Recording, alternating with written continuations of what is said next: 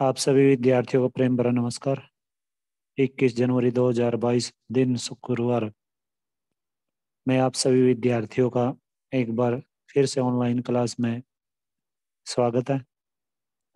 आज का जो हमारा विषय रहेगा बाज और सांप, जो कि निर्मल वर्मा जी के द्वारा ये जो अध्याय है, ये जो कहानी के तौर पे हमारे पाठ्यक्रम में है, निर्मल वर्मा जी के द्वारा रचित ये सुप्रसिद्ध कहानी है।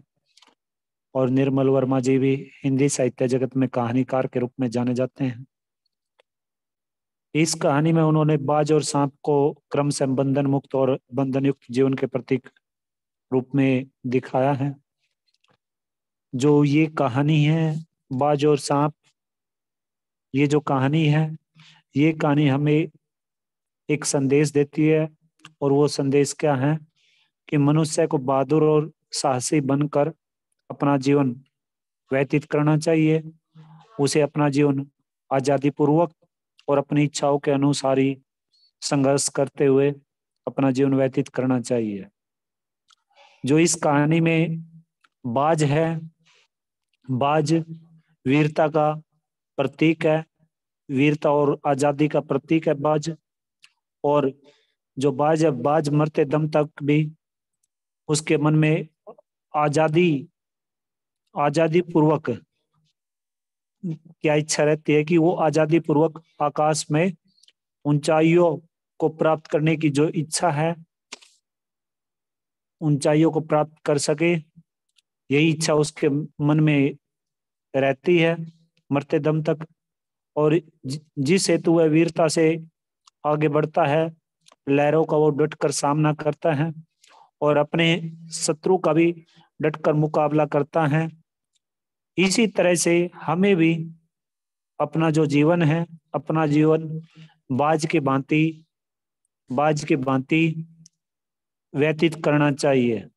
हमें वीरता पूर्वक, जिस तरह से बाज ने वीरता पूर्वक, वीरता और स्वतंत्रता का प्रतीक है बाज इस कहानी में, ऐसे ही हम भी आने वाली युवा पीढ़ी के लिए एक प्रतीक के रूप में ऐसा जीवन हमें व्यतीत करें, ऐसा जीवन हम व्यतीत करें ताकि हम एक प्रतीक के रूप में आने वाली युवा पीढ़ी के लिए बने।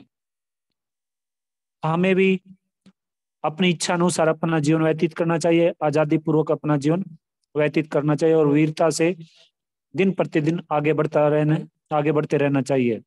और जीवन में संघर्ष जो आते रहते हैं, उन संघर्षों का डटकर मुकाबला करना चाहिए, चाहे वो संघर्ष किसी भी रूप में हो। ठीक है, तो इस तरह से जो बाज है, बाज इस कहानी में किसका प्रतीक है? बाज वीरता और आजादी का प्रतीक है। और जो सांप है, सांप मुख्य रूप से इस कहानी में कायरता का प्रतीक माना गया है, क्योंकि इतनी बड़ी धरती और उसकी गुफा के आसपास सुंदर वातावरण होने पर भी उसके मन में किसी प्रकार की कोई इच्छा उत्पन्न नहीं होती, क्योंकि वो एक गुफा के आसपास उसने अपना रहने की जगह बनाई हुई है। और वहीं पर वो जो सांप है, वो सांप क्या करता है, उस गुफा के आसपास जो उसने अपनी रहने की जगह बनाई है, उस जगह से बाहर निकलता है। और जब कोई भी पक्षी वगैरह वगैरह या फिर कोई मानव उसे दिखाई देता है, तो वो क्या कर लेता है, तुरंत ही उसकी आवाज भाप कर, उसकी आवाज सुनकर वो तुरंत अंदर अपने बिल में घुस जाता है। तो इस तरह से जो सांप है, सांप गुफा के आसपास सुंदर वातावरण, और सांप के गुफा के आसपास सुंदर वातावरण होने पर भी उसके मन में किसी प्रकार की कोई इच्छा नहीं जागृत होती, उसके जीवन का कोई लक्ष्य नहीं है। और अपने द्वारा ही बनाए गए सीमित दायरे में रहकर वो क्या करता है, अपना जीवन अपना जीवन जीता है। वही उसका जो एक दायरा है, वही उसकी खुशी है, वही उसका सुख है।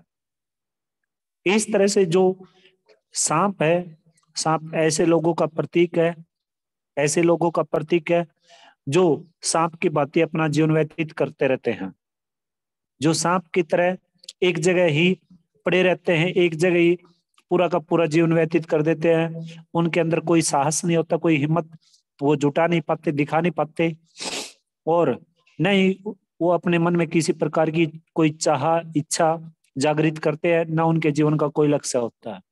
और उनका जो वो अपने जीवन का एक दायरा बना लेते हैं, उस दायरे में रहकर ही वो अपना जीवन सुखी सुखपूर्वक व्यतीत करने की कोशिश करते हैं।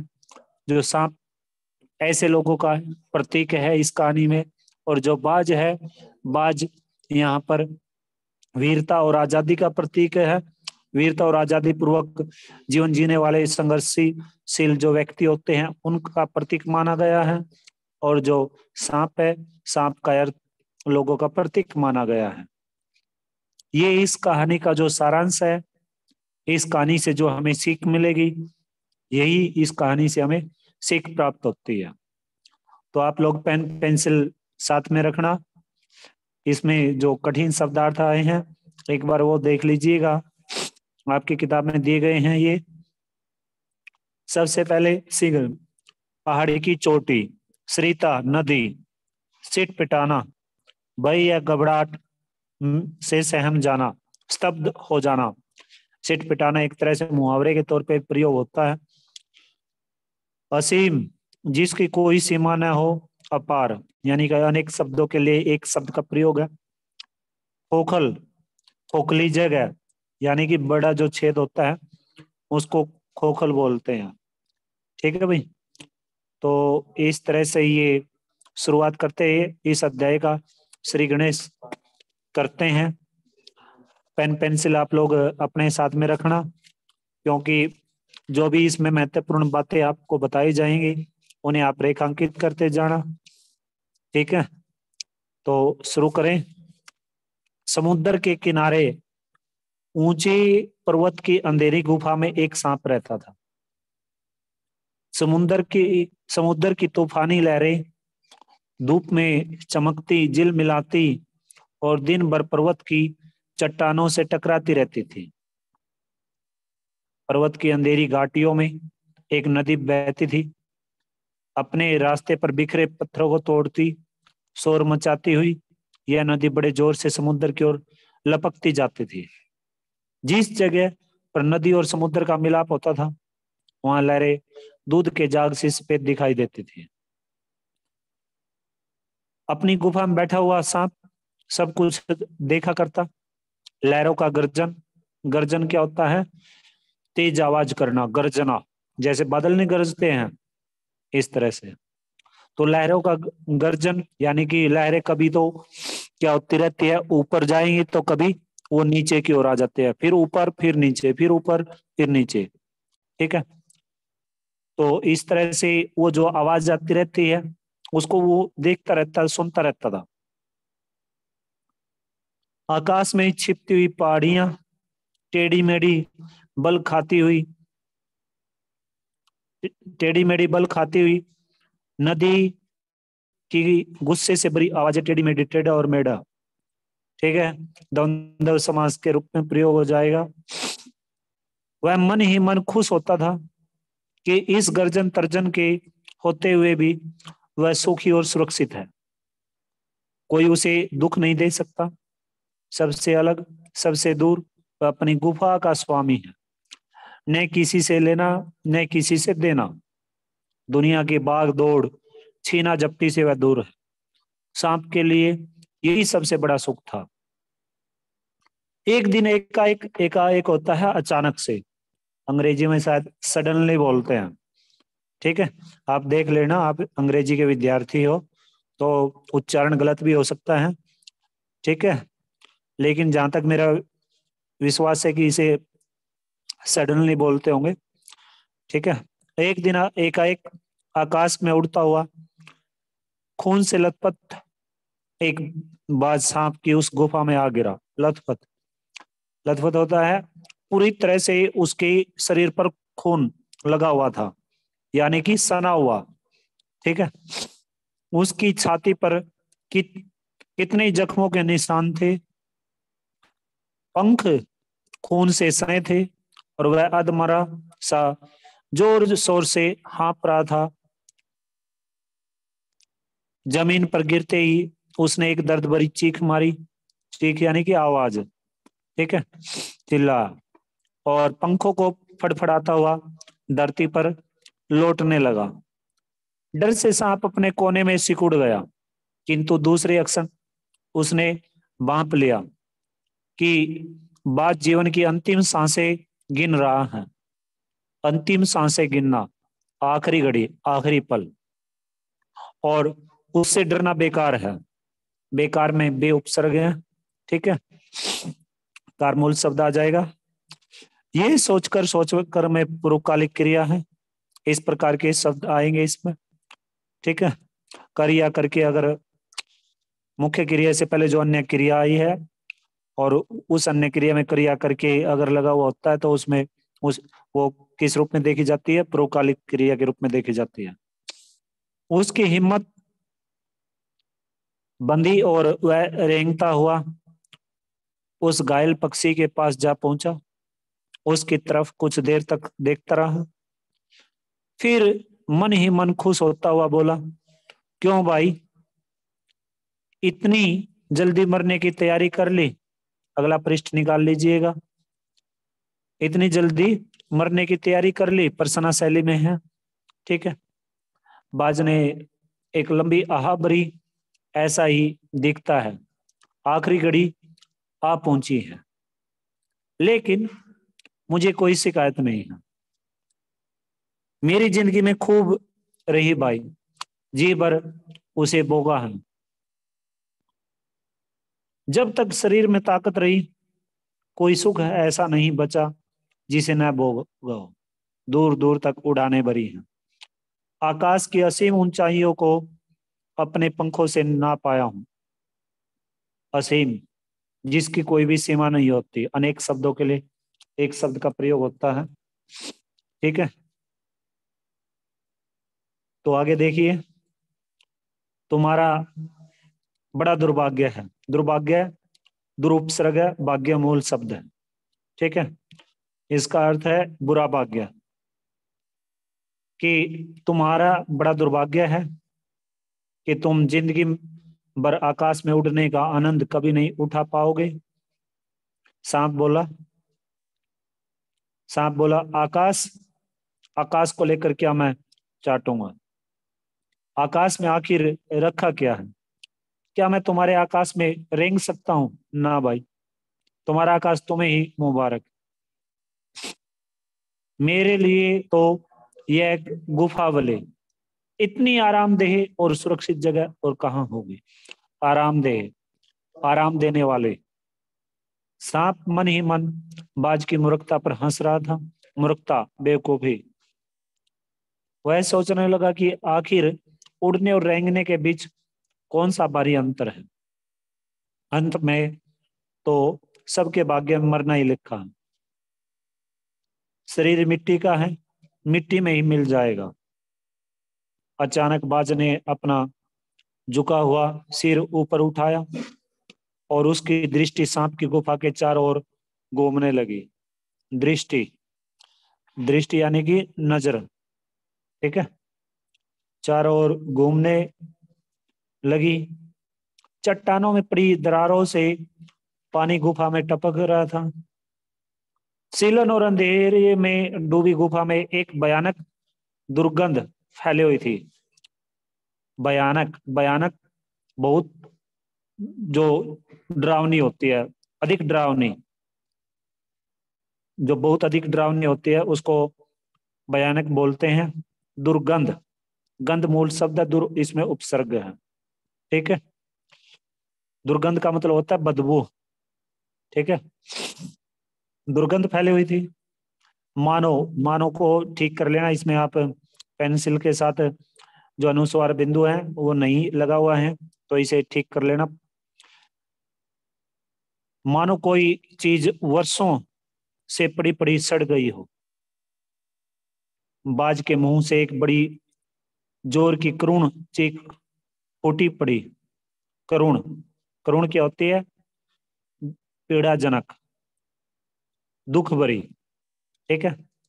आहा, काश, विस्मयादिबोधक चिन्ह का प्रयोग हो गया। तो आहा, काश मैं सिर्फ एक बार आकाश में उड़ पाता। बाज की एक ऐसी करुण चीख सुनकर सांप कुछ सिटपिटा सा गया। सिटपिटाना, सिटपिटाने का मतलब होता है स्तब्ध रह जाना, हैरान रह जाना, मुहावरे के तौर पे प्रयोग हो जाएगा, ठीक है। सिटपिटाना, हैरान हो जाना, स्तब्ध रह जाना।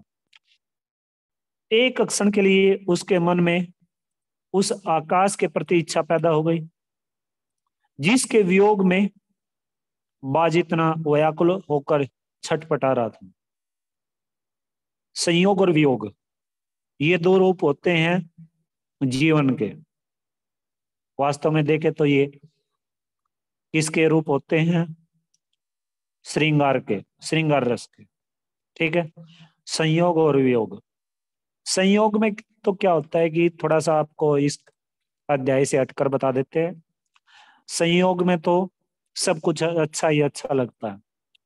जो गलत बातें होती हैं, जो हम गलत क्रम होते हैं, वो गलत क्रम भी हमें अच्छे लगते हैं। और वियोग में, वियोग में क्या होगा? वियोग में हमें अच्छी बातें भी अच्छी नहीं लगती। वियोग में हम किसी से अलग हो जाते हैं। वियोग का मतलब होता है अलग हो जाना, किसी के, किसी वस्तु के, किसी व्यक्ति के, किसी अन्य पदार्थ के। कोई भी अन्य पदार्थ है, कोई भी पदार्थ है, उसके, वो हमारे से जब अलग हो जाता है तो उसमें हम क्या करते रहते, तड़पते रहते हैं, ठीक है। तो ये दो रूप होते हैं, संयोग और वियोग। वियोग का जो विलोम हो जाएगा वो संयोग हो जाएगा, ठीक है भाई। तो आगे देखिएगा आप। जिसके वियोग में बाज इतना व्याकुल होकर छटपटा रहा था। व्याकुल, बेचैन होना। उसने बाज से कहा, यदि तुम्हें स्वतंत्रता इतनी प्यारी है तो इस चट्टान के किनारे से ऊपर क्यों नहीं उड़ जाने की कोशिश करते?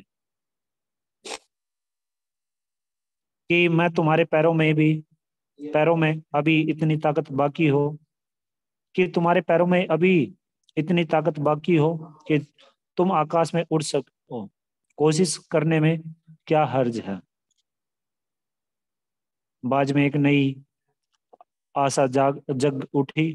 वह दोनों उत्साह से अपने घायल शरीर को घसीटता हुआ चट्टान के किनारे तक खींच लाया। दूने, दूने का मतलब होता है दुगना, डबल। घसीटता, घसीट मूल शब्द था, इसमें प्रत्यय है, ठीक है। खुले आकाश को देखकर उसकी आंखें चमक उठी। आंखें चमक उठना मुहावरे के तौर पे प्रयोग हो जाएगा। एक किरण, मन के अंदर एक आशा जाग जाना, एक किरण पैदा हो जाना, एक रोशनी सी पैदा हो जाना मन में, उसे कहेंगे आंखें चमक उठना, ठीक है। और ये जो आंखें चमक उठना, ये किसी भी वस्तु के प्रति, किसी भी प्राणी के प्रति, किसी भी जीव जंतु के प्रति जागृत हो सकती है। मन में जो आशा है वो किसी के प्रति भी जागृत हो सकती है। अगर आप इस अध्याय को ध्यान पूर्वक पढ़ते हो, बड़ी गहराई से पढ़ रहे हो, तो आपके मन में जो, आपकी आंखें इस अध्याय के प्रति भी चमक उठ सकती है। आपकी आंखें किसी भी अध्यापक अध्यापिका के लिए भी चमक उठ सकती है कि वो कितनी अच्छे से अध्ययन कराते हैं, कितने अच्छे से शिक्षण कराते हैं, इस तरह से। क्योंकि आपके मन में फिर वो तरह तरह की जो इच्छाएं जागृत होती रहती है, कुछ ना कुछ पूछने की, ठीक है। तो ये मुहावरे के तौर पे प्रयोग हो जाएगा। उसने एक गहरी लंबी सांस ली और अपने पंख फैलाकर हवा में कूद पड़ा। आगे चलिएगा, अगला पृष्ठ निकाल लीजिएगा। किंतु उसके टूटे पंखों में इतनी शक्ति नहीं थी कि उसके शरीर का बोझ संभाल सके। बोझ होता है भार, वजन। पत्थर सा उसका शरीर लुढ़कता हुआ नदी में जा गिरा। एक लहर ने उठकर उसके पंखों पर जमे खून को धो दिया, उसके थके मांदे शरीर को सफेद फेन से ढक दिया। फेन मीन्स जाग। फिर अपनी गोद में समेट कर उसे अपने साथ सागर की ओर ले चले। लहरें चट्टानों पर सिर धुनने लगी। सिर धुनना मुहावरे का प्रयोग है।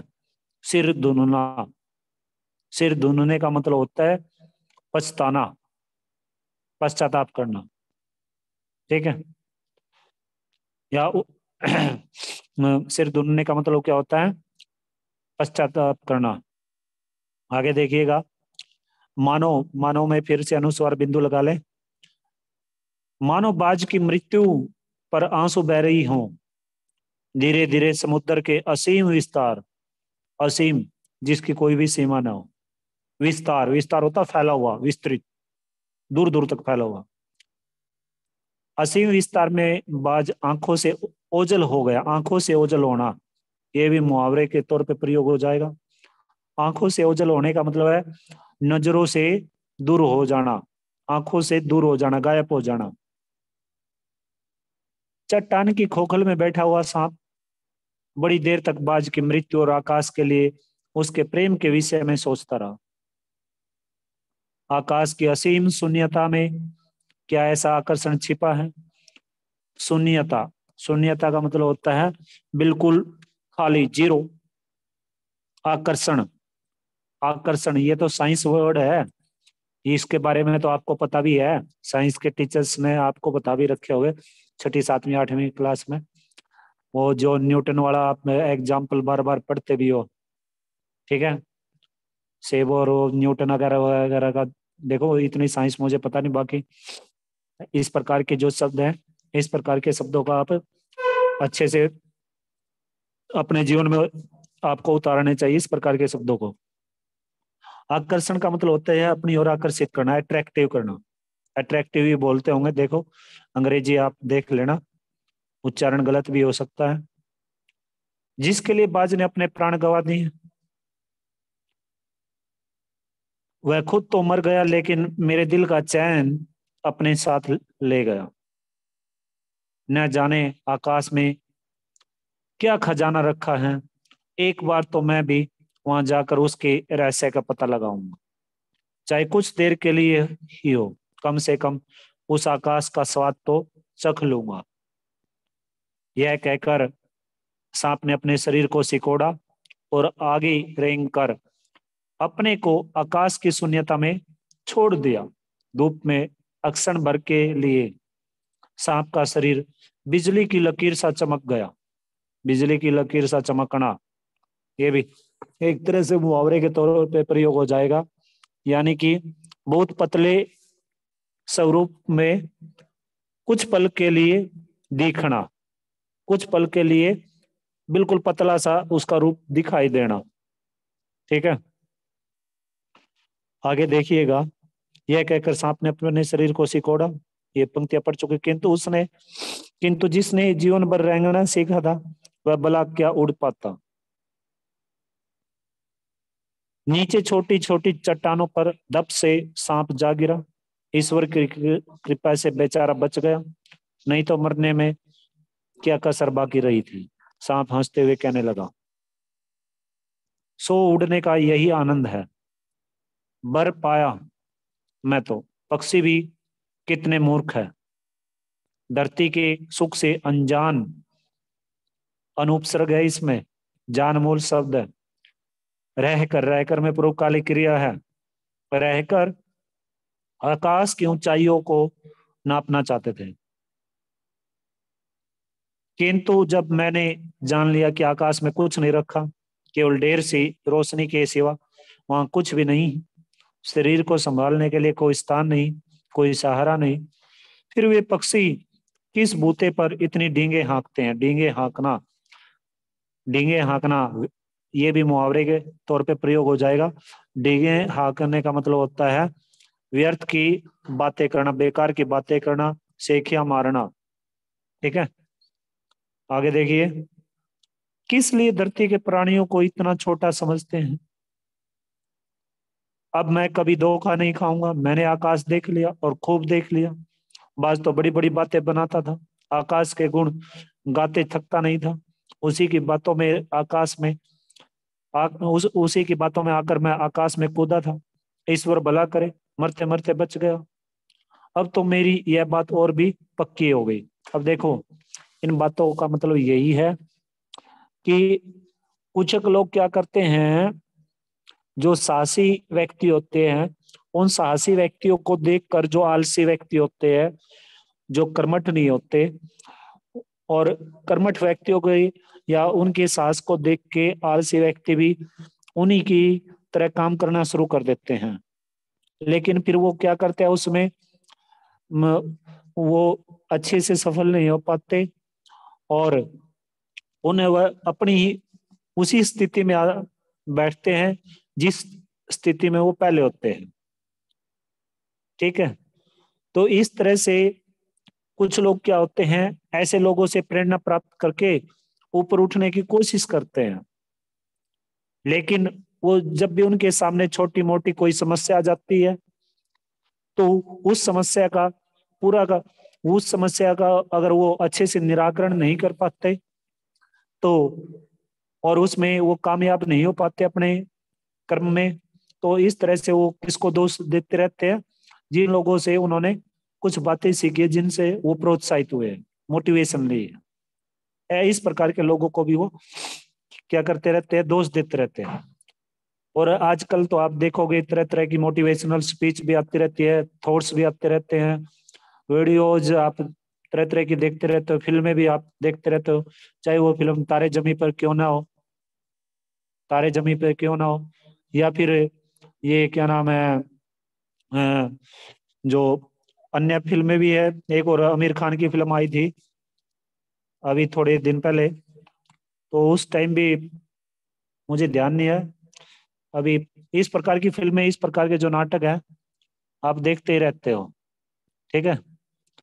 तो हेलो।